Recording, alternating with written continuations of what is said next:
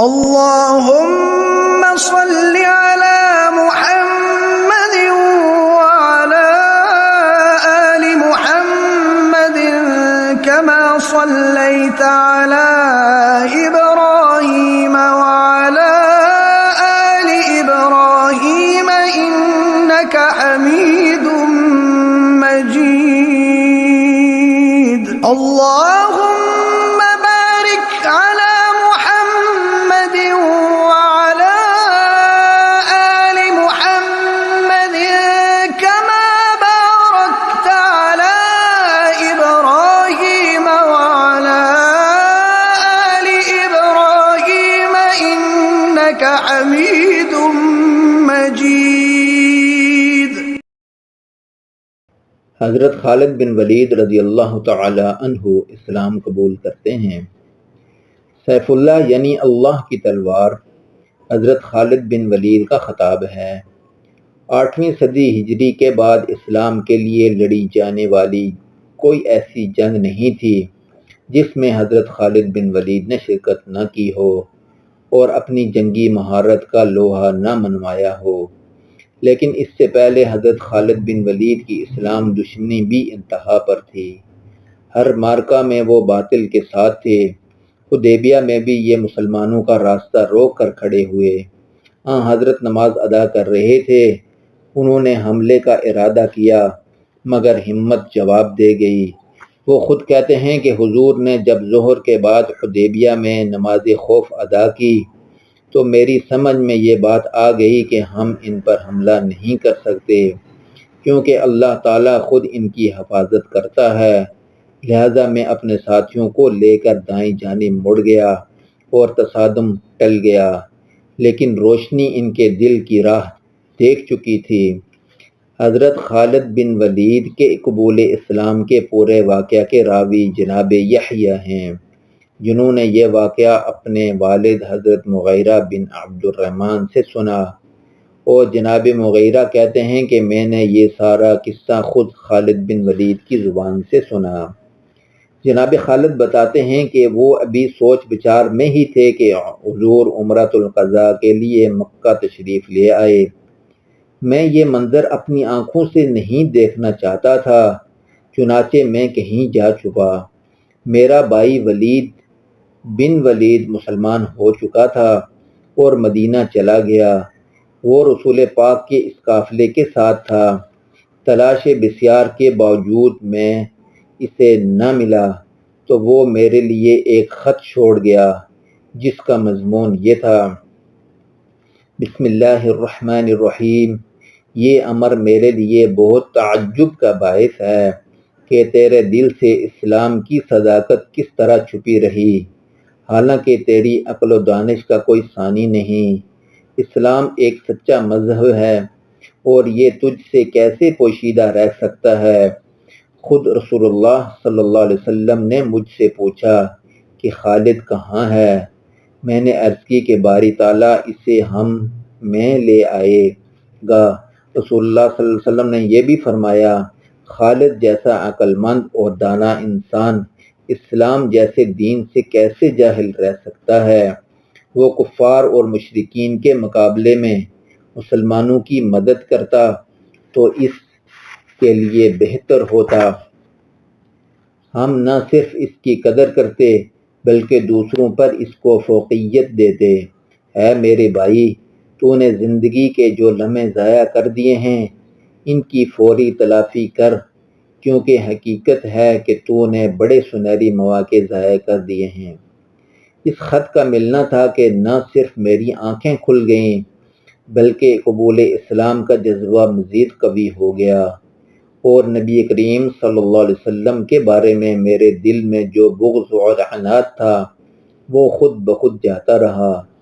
پھر میں نے ایک خواب دیکھا کہ میں ایک بنجر اور تنگ علاقے میں ہوں، مگر وہاں سے نکل کر ہرے بھرے اور شاداب علاقے میں آ گیا ہوں۔ میں نے مدینہ جا کر حضرت ابوبکر سے اس کی تعبیر پوچھنے کا ارادہ کیا کیونکہ وہ ٹھیک تعبیر بتایا کرتے تھے۔ حضرت ابوبکر صدیق نے فرمایا کہ تم جس تنگ اور بنجر علاقے میں تھے وہ کفر تھا، اب باری تعالیٰ نے تمہیں اسلام کے سرسبز اور شاداب علاقے میں پہنچا دیا ہے۔ اس خواب کے بعد میں نے قبول اسلام کا پکا ارادہ کر لیا اور سوچا کہ کس کو شریک سفر کروں۔ صفوان بن امیہ نے یہ کہہ کر میری بات رد کر دی کہ میں ایسا نہیں کر سکتا۔ اکرمہ بن ابی جہل نے بھی مجھے ایسا ہی جواب دیا۔ میں اپنے دوست عثمان بن طلحہ کو دعوت دینے گیا تو خلاف توقع انہوں نے میری دعوت قبول کر لی۔ اگلی صبح ہم مدینہ روانہ ہو گئے۔ حداد کی بستی میں ہمیں عمرو بن العاص مل گئے اور استفسار پر پتہ چلا کہ وہ بھی یہی مقصد لے کر مدینہ منورہ جا رہے ہیں۔ ہم نے مدینہ کے قریب حرہ پہاڑی علاقے میں اپنی اونٹنیاں روکیں، نہائے دھوئے، صاف ستھرا لباس پہنا تاکہ نبی کریم کی خدمت میں پیش ہو جائیں، مگر حضور کو تو اس سے پہلے ہی اطلاع ہو چکی تھی۔ راستے میں میری ملاقات اپنے بھائی سے ہو گئی تو اس نے کہا جلدی کریں، حضور آپ کا انتظار فرما رہے ہیں۔ ہم بارگاہ رسالت میں پہنچے تو حضور میری طرف دیکھتے رہے۔ آپ کے ہونٹوں پر تبسم تھا۔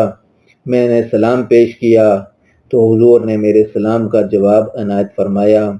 میں نے کلمہ پڑھا تو حضرت یوں گویا ہوئے، سب تعریفیں اللہ تعالیٰ کے لیے ہیں جس نے تجھے ہدایت عطا فرمائی۔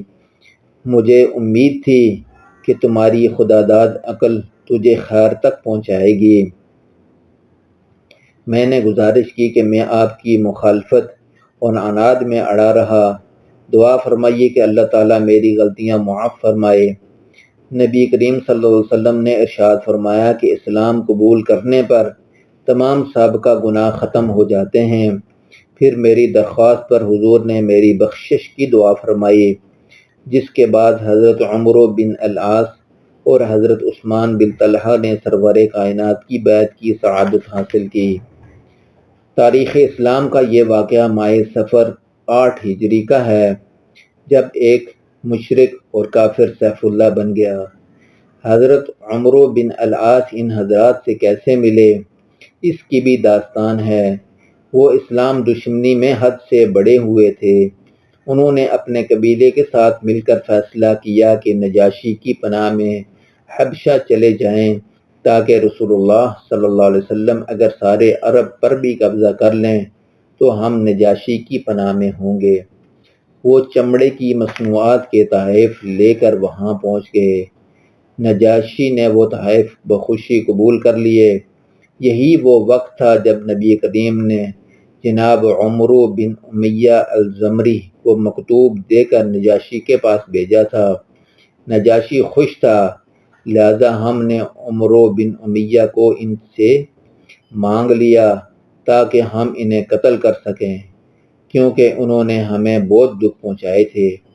یہ سن کر نجاشی غصہ میں بھر گیا اور میرے منہ پر زوردار تماچا مارا۔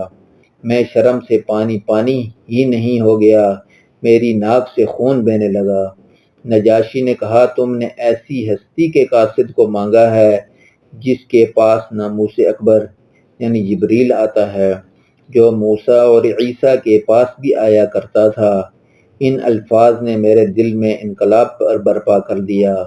میرے استفسار پر نجاشی نے کہا اس ہستی کی غلامی اختیار کر لو، وہ حق پر ہیں، وہ اپنے تمام مخالفوں پر غالب آ جائیں گے۔